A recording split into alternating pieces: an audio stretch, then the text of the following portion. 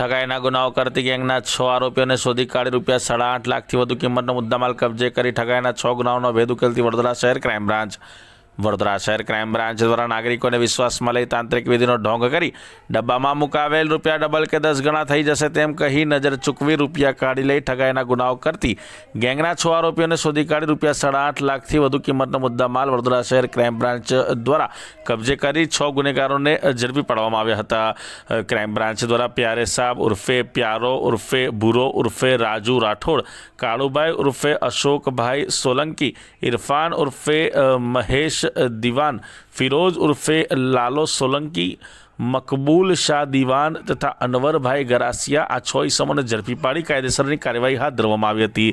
આ અંગે પોલીસ દ્વારા આરોપીઓને ઝડપી પાડવામાં આવેલ હોય તે અંગે માહિતી 1 ને 11 કલાકે આપવામાં આવી હતી અને આ સમગ્ર મામલે એસીપી દ્વારા જે ક્રાઇમ બ્રાન્ચના એસીપી છે તેઓ દ્વારા ડીસીબી પોલીસ સ્ટેશન ખાતેથી 4 કલાકે પત્રકાર પરિષદ સંબોધી વિસ્તૃતમાં માહિતી આપવામાં આવી હતી। તમે જાણો છો એમ તાજેતરમાં વડોદરા શહેરમાં મકરપુરા, રાવપુરા, કપુરાઈ વગેરે પોલીસ સ્ટેશનમાં ખાસ કરીને મહિલાઓને એક તાંત્રિકનો ઢોંગ કરીને, તાંત્રિક વિધિ કરવાનો એક ઢોંગ કરીને એમની રોકડ રકમની છેતરપિંડી કરવાના ઘણા બનાવો બન્યા હતા અને એને લગત અમારી અલગ અલગ ટીમો આરોપીઓને પકડી પાડવા માટે એક ટીમો બનાવી અને કાર્યરત હતી।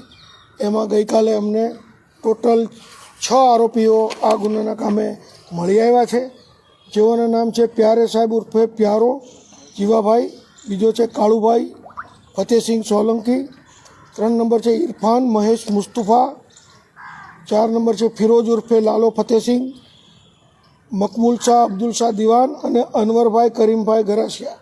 એ સિવાય પણ હજી 4 આરોપી છે કે જે આ લોકોની ગેંગમાં, આ લોકોની 10ની ગેંગ હતી, 4 આરોપી પકડવાના બાકી છે। એમની પાસેથી ₹6,75,000 રૂપિયા રોકડા અને ટોટલ બીજો મુદ્દામાલ મળીને ₹8.5 લાખ ઉપરનો મુદ્દામાલ પણ કબજે કરવામાં આવ્યો છે। આ લોકોની એમો એવી છે કે તેઓ ખાસ કરીને મહિલાઓને ટાર્ગેટ કરે છે।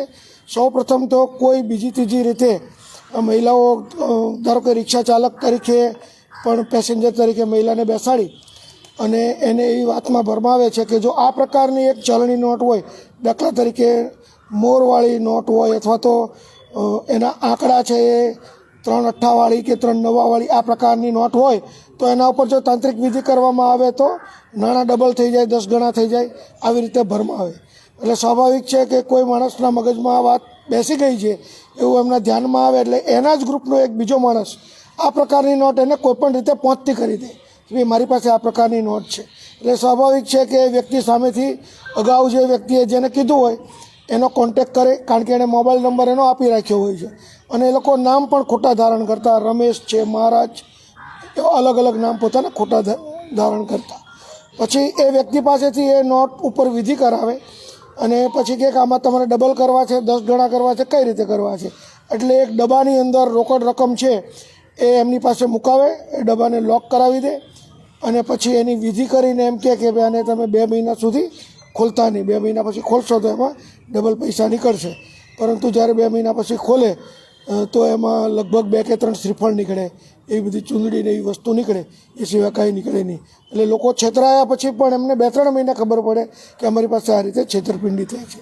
આવા બરોડા ગ્રામ્યમાં અને છોટાઉદેપુરમાં પણ ગુના દાખલ થયા છે। આ 6 આરોપીની ધોરણસરની અટકાયત કરી અને અમે લાગુ પડતા પોલીસ સ્ટેશનને સોંપેલા છે। આ ગુનાના કામે તેઓની કાયદેસરની ધરપકડ થઈ અને આગળની કાર્યવાહી કરવામાં આવશે। આગે કેટલા સમયથી એક્ટિવ હતી, કેટલા રૂપિયાની ઠગાઈ કરી છે, કેટલા મહિલાઓ સાથે? જ્યાં સુધી અમારી પાસે આ આંકડો આવ્યો છે ત્યારે 6 ગુના નીકળ્યા છે। બરોડા સિટીના 4 ગુના છે, બરોડા ગ્રામ્ય મંજુસર પોલીસ સ્ટેશનનો છે અને છોટાઉદેપુર જિલ્લાનો એક છે। આ બધા રહેવાસી છે, પાદરા પાસે, પાદરા તાલુકાના વતની છે, તાંદલજાના છે અને ડભોઈનો પણ એક માણસ છે। આ રીતે લોકો આજુબાજુના જ પણ વતની છે। ક્યાંથી ઝડપી પડ્યા હતા અને કેવી રીતે ઝડપી? આ લોકો ગઈકાલે અમને એક બાતમી હકીકત મળેલી તો નવલખી ગ્રાઉન્ડ છે ત્યાંથી અમને આ લોકો મળી આવેલા।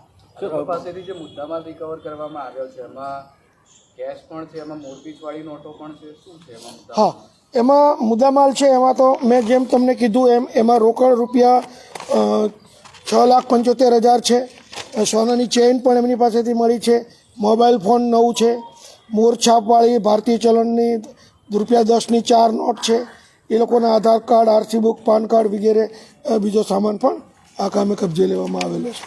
એટલે જે વિક્ટીમ છે પોતે રોકડા પૈસા આપી દેતા હતા કે કેવું હોય કે કેવું? વિક્ટીમ પાસે ધારો કે પૈસા છે, ₹5 લાખ છે અને એને ડબલ કરવા છે એવી લાલચ થાય એટલે પહેલાં તાંત્રિક વિધિ આ નોટ ઉપર કરાવીએ, પછી કે હવે તમને આના ડબલ કરવા છે, 10 ગણા કરવા છે, એ રીતે કરીને એક અલગ ડબ્બો હોય, ડબ્બાની અંદર પૈસા મુકાવડાવે, એના હાથે જ મુકાવડાવે, પરંતુ આ ચાલાકી કરીને ડબ્બો છે એ બદલાવી નાખે.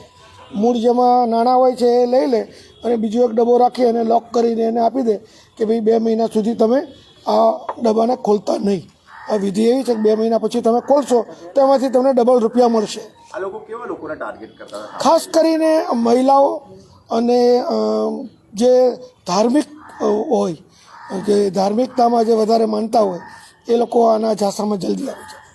વડોદરા અને છોટાઉદેપુરમાં જ ગુના છે, બીજા કોઈ આંતરરાજ્ય? જોઈએ, હજી એને આ ગુનાના કામે લોકલ પોલીસ સ્ટેશનમાં એને રિમાન્ડ લેવામાં આવશે. બને કે એમના કોઈ વધારે ગુના પણ નીકળે. આ જે ગુનાઓ છે એ લગભગ છેલ્લા 3-4 મહિનાના અંદરના જ ગુના છે. આ ગેંગમાં માસ્ટરમાઇન્ડ કોણ છે કે જે બધા 10 જણાની આખી ટીમ છે અને બધા પોતપોતાનો રોલ અલગ અલગ રીતે, મેં કીધું એમ, પહેલાં એક ટીમ જાય અને એને વિશ્વાસમાં લે કે આવી કોઈ નોટ હશે કે આવી કોઈ વસ્તુ હશે તો તાંત્રિક વિધિથી તમને લાભ થશે. પછી એ વસ્તુ તો વ્યક્તિ પાસે હોવાની નથી એટલે એ વસ્તુ કોઈ પણ રીતે બીજી ટીમ જઈને એને પહોંચતી કરી દે. દાખલા તરીકે કોઈને બેનને એવું કહેવામાં આવે કે જો ₹10 મોરવાળી જો નોટ તમારી પાસે હશે તો એના પર વિધિ કરશો તો નાણાં ડબલ થઈ જશે. એટલે એ બેન છે એ પહેલાં વિચારે કે ભાઈ મારી પાસે આવી કોઈ નોટ છે, પરંતુ બીજા ત્રીજા દિવસે એની ટીમનો કોઈ માણસ જ એનો સામેથી સંપર્ક કરીને કહે કે મારી પાસે એક 10ની નોટ છે, આવી કોઈ વિધિ એ કોઈ કરે છે, એમ અજાણ્યા થઈને એની સાથે વાત કરે. એટલે ઓલા બેને અગાઉ જે વાત કરી હોય એ મેમરીમાં આવે, હા એવો કોઈ માણસ છે, અને અગાઉ જે માણસ એનો સંપર્ક કર્યો એણે એનો મોબાઈલ નંબરને બધું દઈ રાખ્યું હોય છે. નામ ખોટું દીધું હોય પણ મોબાઈલ નંબર સાથે. આ ગેંગને પકડવા માટે પોલીસે કંઈક વિશેષ મહેનત કરવી પડી, રૂપ બદલવું પડ્યું કે બીજી રીતે કંઈક કરવું પડ્યું? ના, આ લોકો ત્યાં ખાસ તો પૈસાના ભાગ પાડવાના હોય એવી અમને એક માહિતી હતી. પોલીસને જોઈને એ લોકોએ ભાગવાની કોશિશ કરેલી, પરંતુ અમારી 3-4 ટીમ સાથે હતી એટલે નવલખી ગ્રાઉન્ડ ખાતેથી મળી આવ્યા છે. એટલે રકમ કેટલી, ઠગાઈની રકમ કેટલી થાય ટોટલ? ઠગાઈની રકમ લગભગ 10 લાખ રૂપિયા જેવી થાય છે અને એમાંથી 6.5 લાખ રૂપિયા જેવી તો રિકવર થઈ ગઈ છે. એવું ખરું કોઈને હાઈએસ્ટ હિસ્સો મળતો હતો? આ લોકોમાંથી જે શોધી લાવે, જે માણસ પકડી લો શોધી લાવે તો કોઈને હાઈએસ્ટ હિસ્સો મળે એવું તેવું ખરું કંઈ? ના, એની રીતે પાર્ટનરશિપમાં જેનો જે ભાગ પડતો હોય એ રીતે ઇક્વલ ભાગ જ એ લોકો. ભેગા કેવી રીતે થાય એમાં બધા? એક જ કોમ્યુનિટીના છે અને એક જ ગુનાહિત માનસિકતા ધરાવે છે. અગાઉ પણ એમના વિરુદ્ધમાં છોટાઉદેપુરમાં પણ ગુનો દાખલ થયેલો છે, તો એ લોકો ગુનેગાર તો છે જ. આ લોકોનો ભોગ બનેલા બીજા જે લોકો છે એમના સુધી પહોંચવા અમે બસ આપના માધ્યમથી કહેવા માગીએ છીએ કે જો આ પ્રકારના કોઈ તમારી સાથે પણ બનાવો બન્યા હોય તો જે આરોપી આપણી કસ્ટડીમાં છે એમની ઓળખ પણ થશે, તો ખુલ્લા મને જો આવી ફરિયાદ આપી શકે. ઘણી વખત શું થાય છે કે આ રીતે ઘરમાં વડીલોની કે પુરુષ સભ્યોની જાણ બહાર મહિલાઓથી આવું થઈ ગયું હોય છે તો પછી કોઈને કહેતા પણ નથી હોતા. તો આવી રીતે આગળ આવે તો ગુનેગારોને વધારે સજા પણ થઈ શકે, ગુના પણ વધે અને કડક હાથે બીજી એની કાર્યવાહી પણ થઈ શકે.